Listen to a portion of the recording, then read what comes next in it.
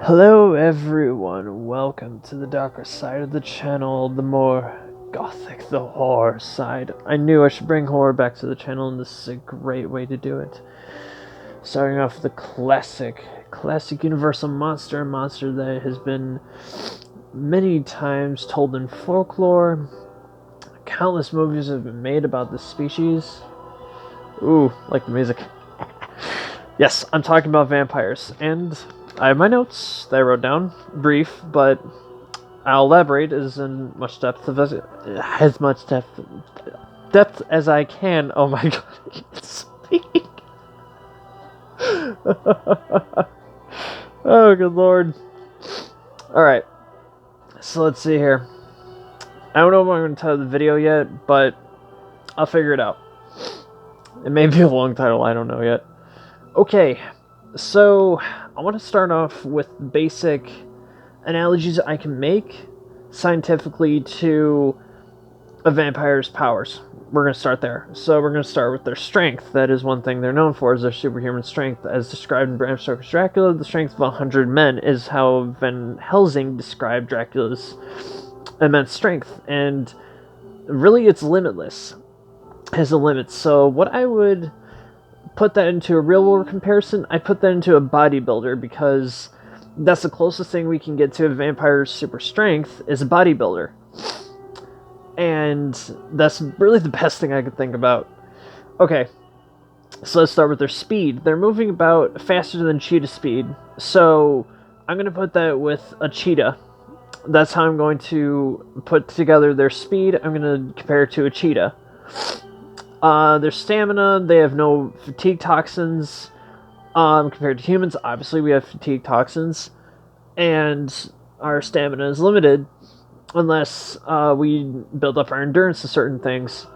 So I would say the stamina would be very close to a martial artist, because as we get disciplined in the style we learn, we build our endurance, we build our stamina, so on and so forth. So martial artists are the comparison to their stamina.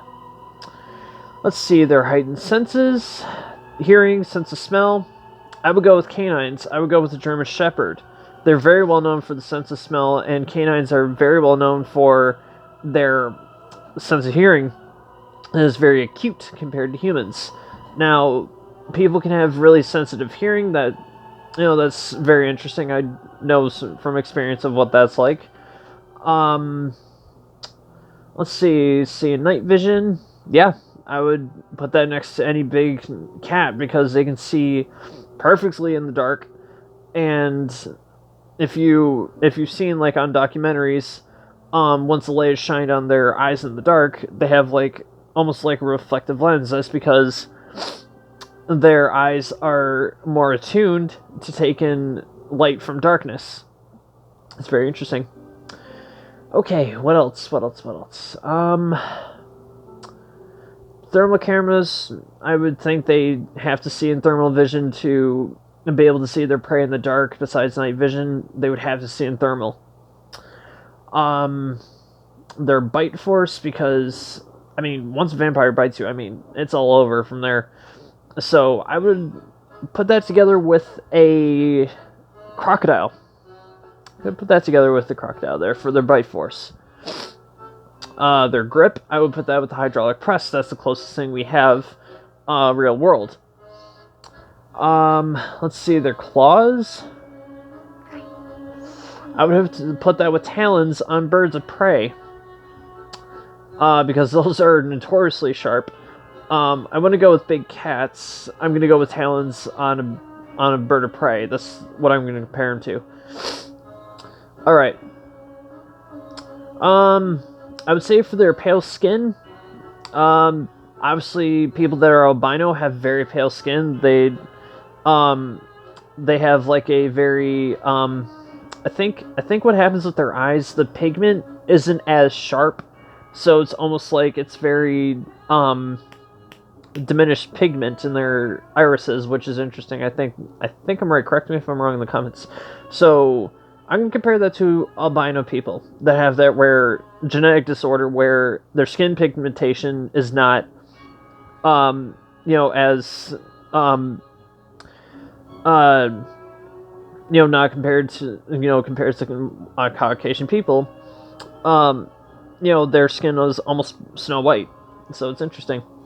Okay, let's get into diseases and disorders. I'm sorry, not diseases. I'm going to get into disorders because this is where this is going to get interesting, and this is the biggest part of my video here.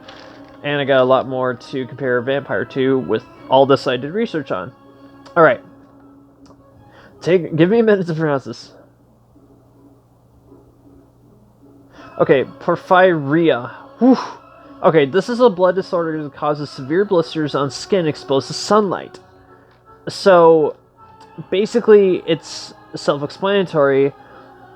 So, that would be what people in, like, the Middle Ages would have, thought, okay, they're a vampire, they're exposed to sunlight, like, as they would say, like, the demon is exposed to sunlight, it's a vampire.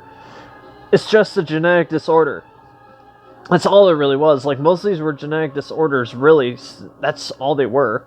And obviously we didn't have the technology or the medical know-how to realize that.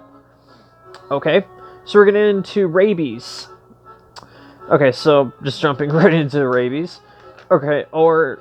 oh, Jesus. Hydrophobia. That's what rabies scientific term is called. It can cause people to bite others, and it attacks the nervous system, and it causes oversensitivity to sunlight and visual stimuli, such as mirrors.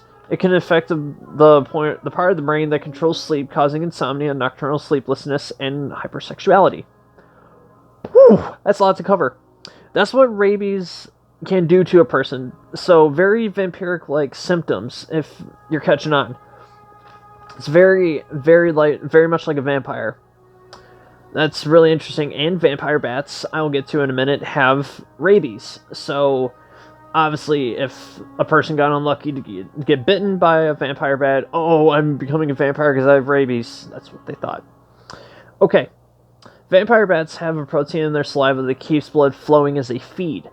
So, that's basically what I could come close as, where a vampire can just control, like, the flow of the blood as they feed, and they can feed on, like, a healthy person or two or three, depending on how thirsty they are and how much they haven't drank. So, blood actually has a specific protein that vampires would extract the nutrient and the nutrients in healthy blood to sustain themselves. So that's what fuels their powers, their immortality, and their youth, their appearance. Blood fuels it. Perfect music. Oh my god. Okay, we're going to cover a case of someone that was accused of being a vampire because she had tuberculosis, okay? Well, there you go. So Mercy Brown. She was a woman that died of tuberculosis, and after death, her body was exhumed, and there was nothing abnormal in her blood, but her heart was cut out and burned to ash. And this is really disturbing. The townspeople fed the ash to her brother, which he died as in turn, because it was still infected with tuberculosis. So why do you think bodies were burned back when tuberculosis was hitting the United States and everything? Why do you think the bodies were burned? So it wouldn't spread. It's just like the plague. The bodies were burned so the plague wouldn't spread. See. Alright. Here we go. Now we're getting into the, the allergy or the fear of garlic. So, this is it's quite interesting. Oh boy. If I can get this right.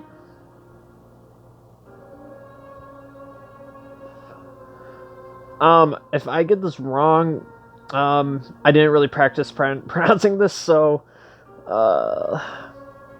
Illuminphobia, the fear of garlic. Well, I might have gotten that wrong. I might have just butchered it. Okay, so vampires are known to be allergic to garlic and silver. Silver can kill a vampire, and garlic repels them. So that's quite interesting to me, honestly. Okay, this was really interesting because with people with this fear, and same with the other one I'm going to get to, seeing garlic or even just being near it can cause severe panic attacks when having this phobia. So it's like me with heights. Like, I'm extremely afraid of heights, and I go on roller coasters to, to overcome my fear, which I need to get on to the larger ones again so I can really overcome my fear and just be totally good on it. All right. I'm like son of a bitch. Oh god, I'm gonna butcher this. Okay, hold on. Isotrophobia, fear of mirrors. I sometimes have to go like, okay, am I getting this right? I don't know. So that's the fear of mirrors. So, obviously in movies and TV shows, vampires are invisible to mirrors because they are no longer living. They have no soul. They cannot appear on a reflection. They cannot appear in pictures. As American Horror Story put it, they are a blur on a photograph. I thought that's very cool. That was cool. That was a good take on that from American Horror Story. That was cool. Oh, Jesus. This is going to be quite a long term. This is an actual DNA disorder, and there's another one I'll elaborate that I forgot to write down that is termed XP, so I'll get to that. Okay. Oh my god. Okay, I think it's pronounced hypohidrotic ectodermal dysplasia. Woo! Wow, that is a mouthful. It affects tooth development to where a person, like, let's say this is with the canines. So let's say it took someone till they were 12 to develop their canines. This is really interesting. It causes tooth growth abnormally. The teeth, especially to the teeth, especially the canines. They grow pointed and protruding. So that would give the impression of people back then, oh, somebody had really long canines, they're a vampire. They're fangs.